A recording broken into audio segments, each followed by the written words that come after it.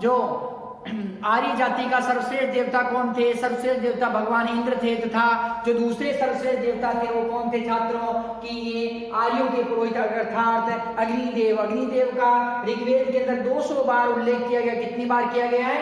200 बार जो अग्निदेव का नाम आता है। किसका आता है? अग्निदेव का। और ये दूसरे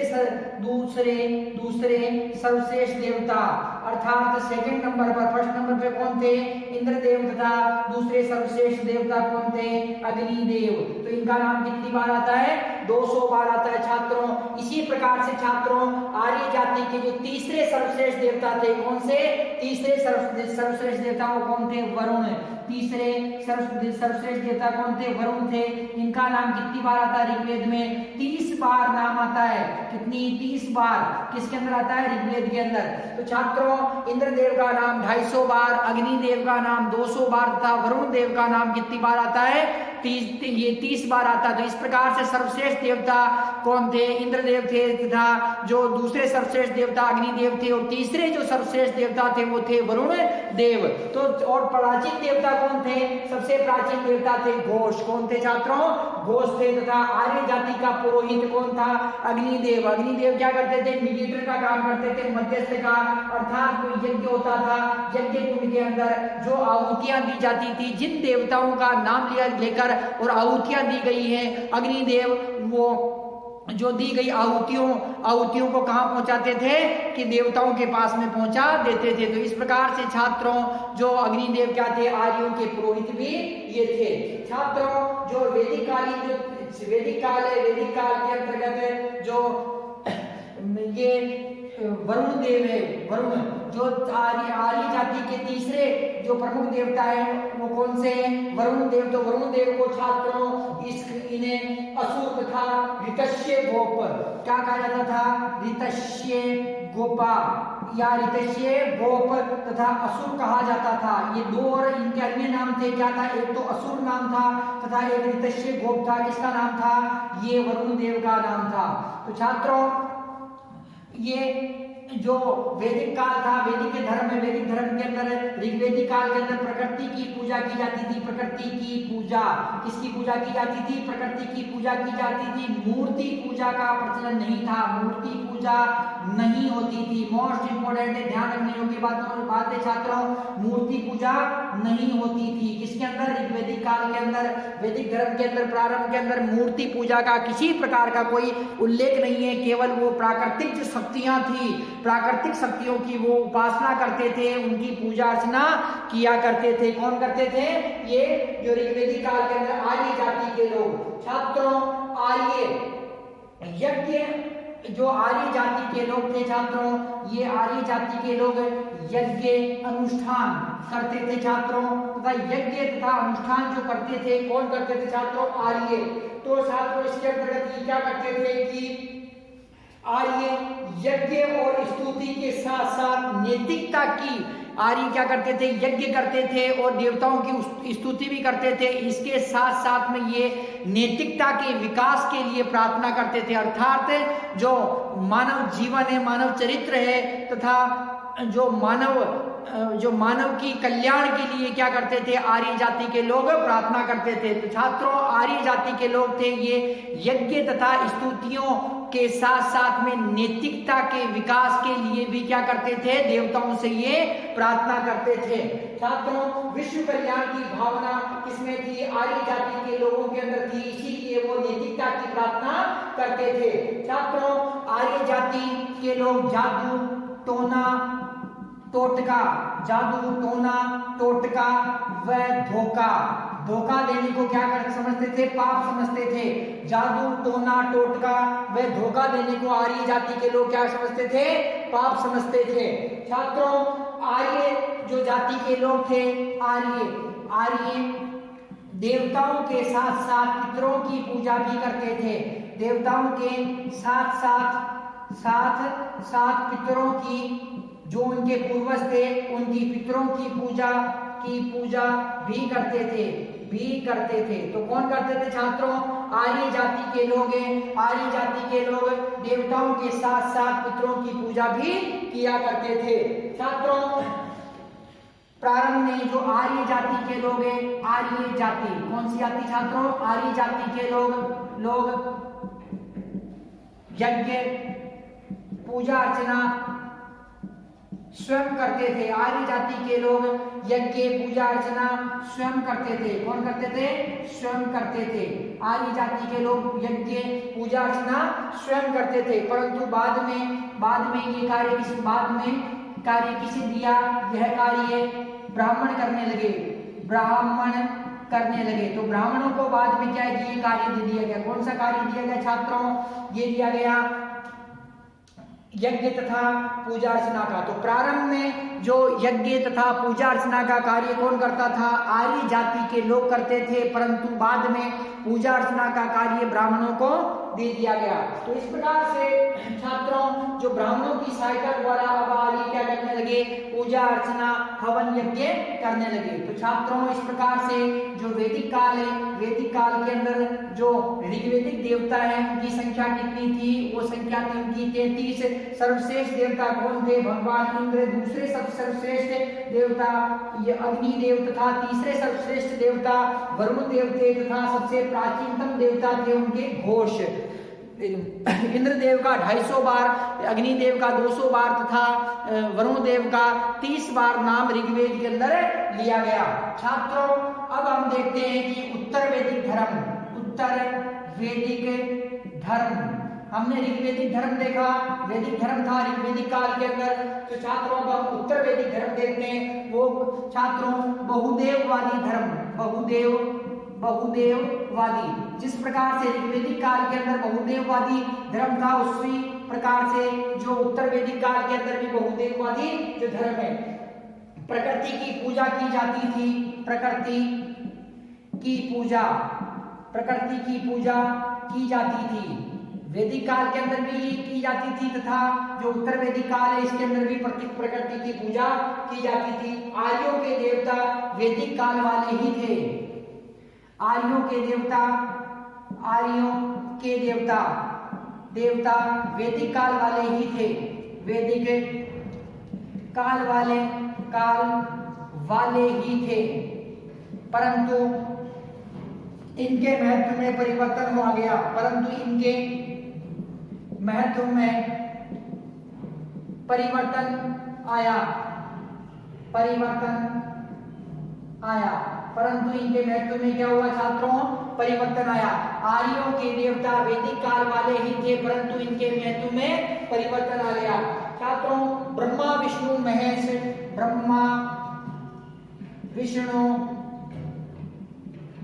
महेश को सर्वश्रेष्ठ स्थान प्राप्त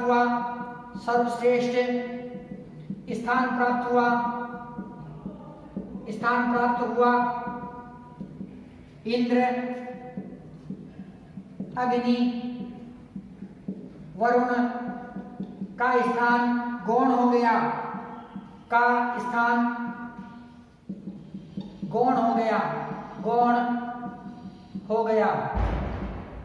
इंद्र, अग्नि, वरुण का स्थान क्या हुआ? गौण हो गया। यज्ञ अनुष्ठान, गंधर्व पूजा, यज्ञ अनुष्ठान, सूर्य पूजा, गांधर्व पूजा,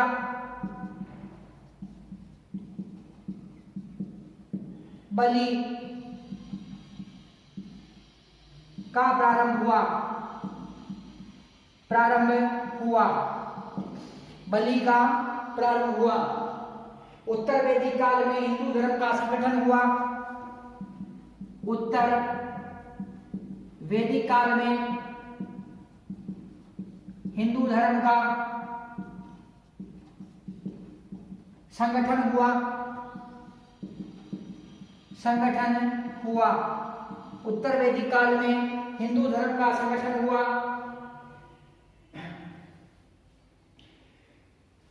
पूषण ऋग्वैदिक कालीन देवता, पूषण ऋग्वैदिक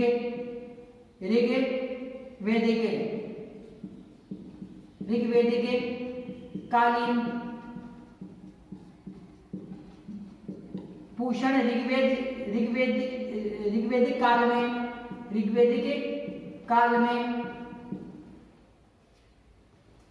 शूद्रों के पशुओं के देवता थे, पशुओं के देवता थे, परंतु उत्तर वैदिक काल में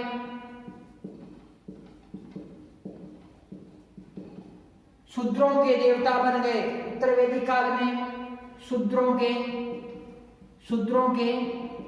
देवता बन गए। छात्रों,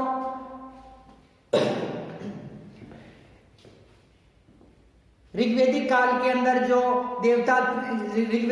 अंदर जो लोग बहुदेव अर्थात कई देवताओं को पूछते थे, जैसे 33 देवताओं को ऋग्वैदिक काल के अंदर पूजा जाता था, उसी प्रकार से छात्रों जो उत्तर वैदिक काल था, उत्तर वैदिक काल के अंदर भी जो लोग क्या थे, बहुदेववादी अर्थात एक से अधिक देवता की पूजा करते थे। कई देवताओं की पूजा अर्चना जो उत्तर वैदिक काल के अंदर ये प्रारंभ हुई। प्रकृति पूजा, जिस प्रकार से ऋग्वैदिक काल के अंदर प्रकृति पूजा की जाती थी, इसी प्रकार से जो उत्तर वैदिक जो धर्म है, उत्तर वैदिक धर्म के अंतर्गत भी क्या है छात्रों की प्रकृति की पूजा की जाने लगी। आर्यों के देवता वैदिक ही थे। जो वैदिक काल के अंदर जो आर्यों के देवता थे, जो 33 देवता थे, वो के वही देवता क्या उत्तर वैदिक काल में है, परंतु उनका जो महत्व है, उस महत्व के अंदर थोड़ी कमी आ गई छात्रों। अब उत्तर वैदिक काल है, उत्तर वैदिक काल के अंदर ब्रह्मा विष्णु महेश, यहाँ पर कौन से देवता सर्वश्रेष्ठ है उत्तर वैदिक काल के अंदर, या उत्तर वैदिक धर्म के अंदर ब्रह्मा विष्णु महेश सर्वश्रेष्ठ जो को सर्वश्रेष्ठ स्थान प्राप्त हुआ। ब्रह्मा जी, भगवान विष्णु, भगवान शिव, भगवान ब्रह्मा को सर्वश्रेष्ठ स्थान प्राप्त हो गया, जबकि इंद्र, वरुण तथा अग्नि को यहाँ पर क्या है कि गौण स्थान प्राप्त हुआ। जबकि जो ऋग्वैदिक काल के अंदर इंद्र सर्वश्रेष्ठ देवता थे, दूसरे सर्वश्रेष्ठ देवता अग्नि थे, तीसरे वरुण थे, परंतु यहाँ पर अब जो सर्वश्रेष्ठ टॉप मोस्ट देवता कौन से छात्रों, ब्रह्मा विष्णु और महेश, ये सर्वश्रेष्ठ स्थान को प्राप्त हो गया। कहाँ पर प्राप्त हुआ? उत्तर वैदिक काल के अंदर। यज्ञ अनुष्ठान होने लगे, यज्ञ बड़े बड़े यज्ञ होने लगे, जैसे राजसूय यज्ञ, वाजपेयी यज्ञ, अग्नि अष्टोम यज्ञ, पुरुष मेध यज्ञ, अश्वमेध यज्ञ, इस प्रकार वाजपेयी यज्ञ। तो इस प्रकार के बड़े बड़े जो यज्ञ होने लगे, किसमें होने लगे? उत्तर वैदिक काल के अंदर। अनुष्ठान होने लगे, हवन होने लगे, सूर्य भगवान की पूजा होने लगी, गांधर्व पूजा होने लगी, बलि दी जाने लगी, यज्ञों के अंदर पशु बलि दी जाने लगी, नर बलि दी जाने लगी। तो इस प्रकार से छात्रों ये बलि का प्रारंभ भी कहां पर हुआ? कि ये उत्तर वैदिक काल के अंदर हुआ। छात्रों, पूषण, ऋग्वैदिक काल के अंदर जो पूषण नाम के देवता थे, ये पशुओं के देवता कहलाते थे। किसके कहलाते थे? पशुओं के कहलाते थे, परंतु उत्तर वैदिक काल में ये शूद्रों के देवता बन गए। ये छात्रों देखिए यहाँ पर क्या है कि पूषण नाम के जो देवता है, ऋग्वैदिक काल में ये पशुओं के देवता कहलाते थे, परंतु उत्तर वैदिक काल में ये किसके देवता बन गए? शूद्रों के देवता ये बन गए। तो इस प्रकार से छात्रों जो ये उत्तर वैदिक कालीन जो धर्म था छात्रों, ऋग्वेद के अंदर ऋग्वेद संसार का सबसे प्राचीनतम वेद छात्रों।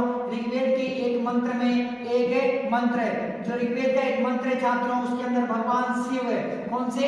भगवान शिव को त्रयंबक कहा गया।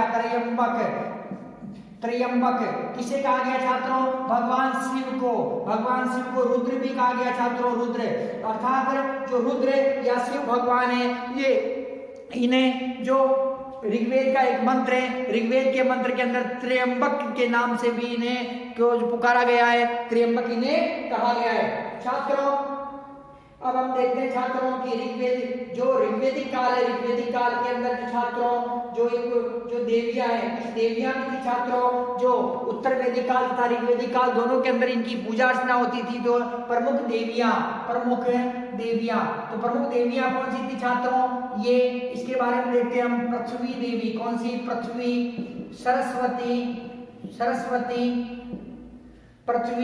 सरस्वती, सिंधु, ईला, पुरापाधी,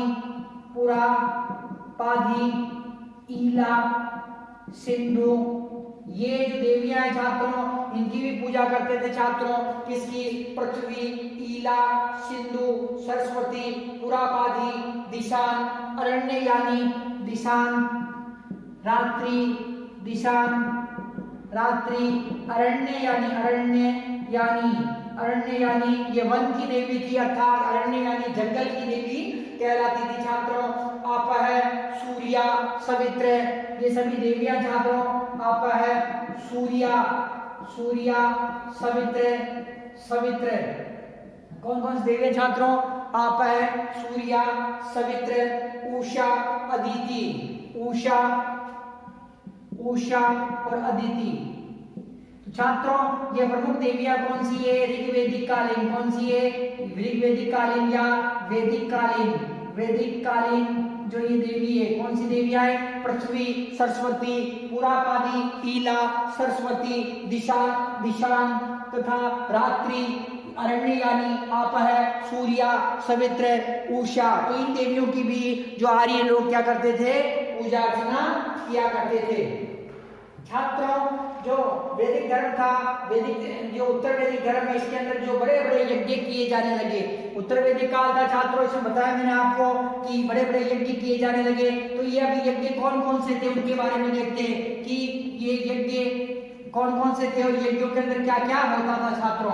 तो छात्रों जो उत्तर वैदिक काल है, उत्तर वैदिक काल के अंदर जो बड़े बड़े यज्ञ थे, अश्वमेध यज्ञ, पुरुषमेध यज्ञ, वाजपेयी यज्ञ, अग्नि अष्टोम यज्ञ, राजसूय यज्ञ।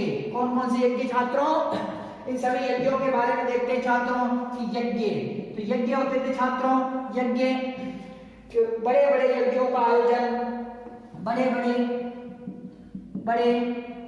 बड़े यज्ञों का आयोजन। वैदिक धर्म के अंदर बड़े बड़े यज्ञों का आयोजन होने लगा। यज्ञों में पशु बलि, नर बलि दी जाने लगी। पशु बलि, नर बलि दी जाने लगी। पुरुषमेध यज्ञ,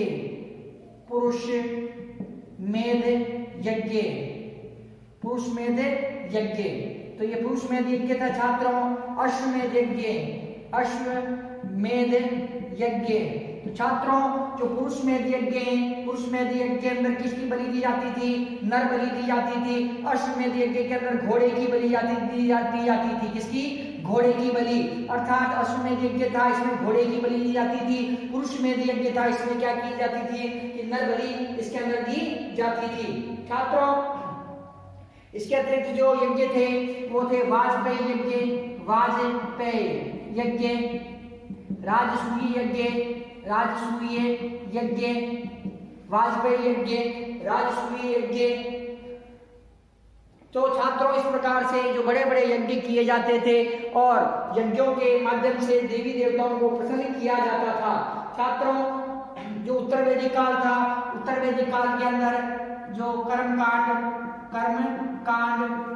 उत्तर वैदिक काल के अंदर जो कर्मकांड बढ़ने लगा तथा छात्रों इसके अंतर्गत जो संस्कार, बलि, कर्मकांड, संस्कार पर बलि, कर्मकांड, बलि, संस्कार कितने थे? 16 संस्कार थे। तो कर्मकांड, बलि, संस्कारों पर बल दिया जाने लगा। मतलब अधिक महत्व किसे दिया जाने लगा? किसे दिया छात्रों? ये कर्मकांड को दिया, बलि प्रथा को दिया, संस्कारों को दिया, इन पर जो अधिक बल दिया जाने लगा। तो छात्रों मनुष्य का अब जो परम लक्ष्य था, मनुष्य का वैदिक धर्म के अंदर मनुष्य का परम लक्ष्य मोक्ष प्राप्त करना। क्या था छात्रों? मोक्ष प्राप्त करना। वैदिक धर्म के अंदर जो मनुष्य का परम लक्ष्य था वो क्या था? मोक्ष को प्राप्त करना। उत्तर वैदिक काल में धार्मिक संस्कारों व ब्राह्मणों का महत्व बढ़ गया।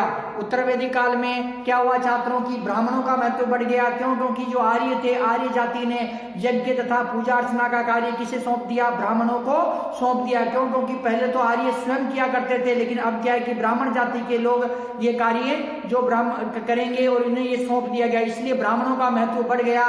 इसके अतिरिक्त जो धार्मिक संस्कार थे, जैसे यज्ञ, हवन, अनुष्ठान, तो कर्म तथा कर्मकांड, वेदों का अध्ययन अध्यापन। तो इस प्रकार से जो ये जो इसके अंदर उत्तर वैदिक काल के अंदर जो धार्मिक संस्कारों का महत्व बढ़ा, उत्तर वैदिक काल में धार्मिक संस्कारों में ब्राह्मणों का महत्व बढ़ गया।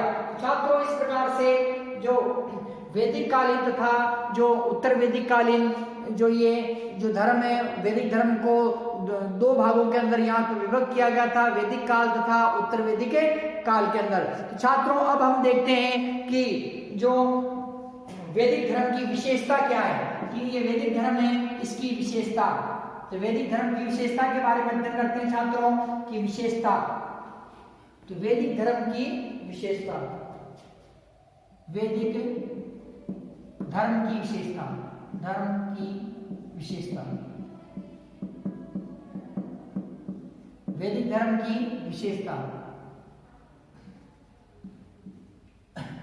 वैदिक धर्म की विशेषता के अंदर भावना का प्रेरक तत्व है, भावना का प्रेरक तत्व, भावना का प्रेरक तत्व। आर्यों का प्रारंभ से ही प्रकृति की अलौकिकता के प्रति आकर्षण था। आर्यों का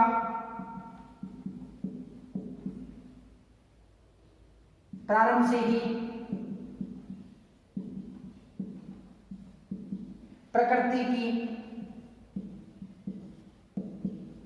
अलौकिकता का के प्रति आकर्षण था, आकर्षण था। ऋग्वेद में यह स्वीकार किया गया कि ऋग्वेद में यह स्वीकार किया गया कि ऋग्वेद में यह स्वीकार किया गया कि प्रकृति की शक्तियों को देवता नियंत्रित करते हैं। प्रकृति की शक्तियों को, प्रकृति की शक्तियों को देवता नियंत्रित करते हैं।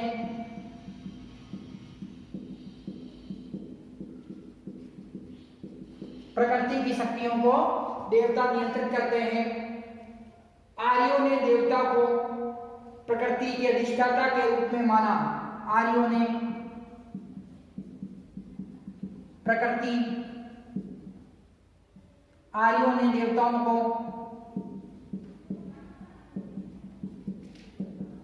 प्रकृति के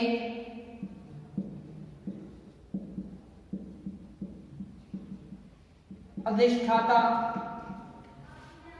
के रूप में माना।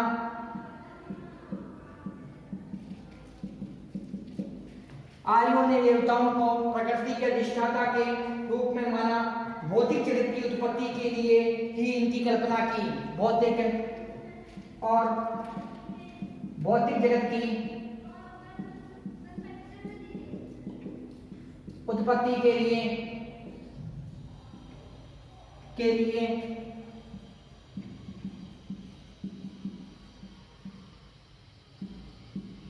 इसकी कल्पना की, इसकी कल्पना की या उनकी कल्पना की। छात्रों, जो वैदिक धर्म की विशेषता इसके अंतर्गत है भावना का प्रेरक तत्व है, अर्थात जो भावना से ओतप्रोत तत्व है ये छात्रों। इसमें आर्यों का प्रारंभ से ही प्रकृति की अलौकिकता के प्रति आकर्षण था। आर्य जाति के लोग थे, ये प्रकृति प्रेमी लोग थे तथा ये प्रारंभ से ही प्रकृति की उपासना करते थे। जो इनके देवी देवता थे वो भी क्या कि प्रकृति से संबंधित थे। आपने देखा था कि जो 33 देवी देवता हैं उसके अंदर से अधिक जो सभी के सभी देवी देवता कौन थे, प्रकृति से संबंधित थे। तो छात्रों, जो आर्यों का प्रारंभ से ही प्रकृति की अलौकिकता के प्रति क्या था, आकर्षण था। ऋग्वेद में यह स्वीकार किया गया, अर्थात जो ऋग्वेद नामक जो सबसे प्राचीनतम ग्रंथ है जो वैदिक धर्म का, ऋग्वेद में यह स्वीकार किया गया कि प्रकृति की शक्तियों को देवता नियंत्रित करते हैं। अर्थात जो प्रकृति की शक्तियां हैं, वायु, जल, थल, आकाश, अंतरिक्ष, या अन्य कोई प्रकृति की शक्तियां, इन सभी शक्तियों को नियंत्रित कौन करता है? इन सभी शक्तियों को नियंत्रित देवता करते हैं। छात्रों, आर्यों ने देवताओं को प्रकृति के अधिष्ठाता अर्थात जो प्रकृति है, प्रकृति का जो लीडर है वो कौन है? देवताओं को माना है, के रूप में माना है, और भौतिक जगत की उत्पत्ति के लिए उनकी कल्पना की है कि भौतिक जगत की जो उत्पत्ति हुई है वो कौन है? प्रकृति के कारण हुई है, और प्रकृति का जो स्वामी है, प्रकृति का स्वामी कौन है? वो देवता है। तो छात्रों, इस प्रकार से जो आर्य जाति के लोग हैं, आर्य जाति के लोग क्या करते हैं छात्रों की भावना का प्रेरक तत्व है ये। आर्यों का प्रारंभ से ही प्रकृति की अलौकिकता के प्रति आकर्षण था। ऋग्वेद में यह स्वीकार किया गया कि प्रकृति की शक्तियों को देवता नियंत्रित करते हैं। आर्यों ने देवताओं को प्रकृति के अधिष्ठाता के रूप में माना और भौतिक जगत की उत्पत्ति के लिए उनकी कल्पना की। छात्रों, अगला जो विशेषता इसकी देव स्वरूप को जानना, देव स्वरूप को जानना। वैदिक धर्म की जो विशेषता छात्रों अगली देव स्वरूप को जानना, स्वरूप को जानना। वैदिक धर्म के अंतर्गत छात्रों ये विशेषता है देव स्वरूप को जानना। इसके अंतर्गत छात्रों वैदिक देवताओं का स्वरूप अत्यंत ही जटिल है। वैदिक देवताओं का स्वरूप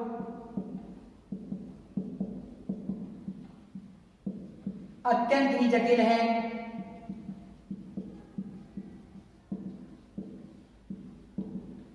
वैदिक देवताओं का स्वरूप अत्यंत ही जटिल है, परंतु देवताओं की जानकारी प्राप्त करना भी आवश्यक है। परंतु देवताओं की जानकारी प्राप्त करना अत्यंत ही आवश्यक है, अत्यंत ही आवश्यक है।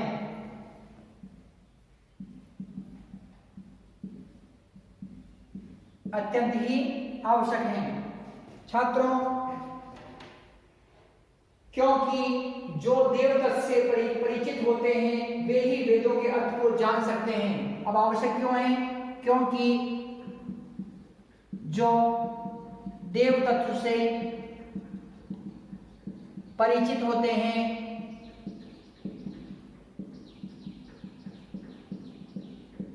वे ही परिचित होते हैं, वे ही वेदों के अर्थ को जान पाते हैं, जान पाते हैं, क्योंकि वे ही वेदों के अर्थ को जान पाते हैं। देवताओं का ज्ञान प्राप्त करने के लिए वेद मंत्रों का अध्ययन किया जाना आवश्यक है। देवताओं का ज्ञान प्राप्त करने के लिए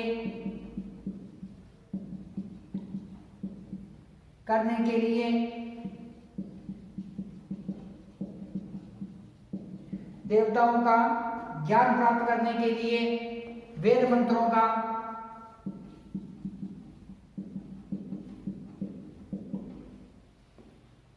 अध्ययन करना अत्यंत ही आवश्यक है।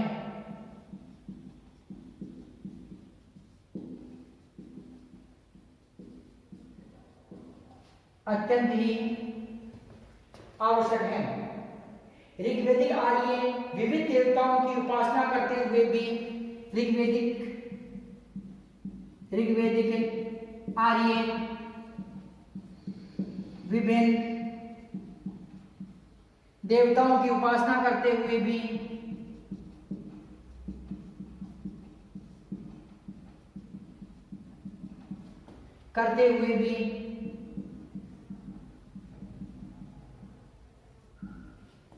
ऋग्वेदिक आर्य विभिन्न देवताओं की उपासना करते हुए भी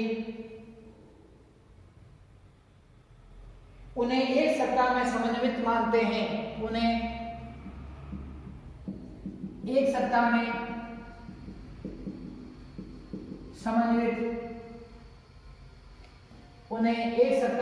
समन्वित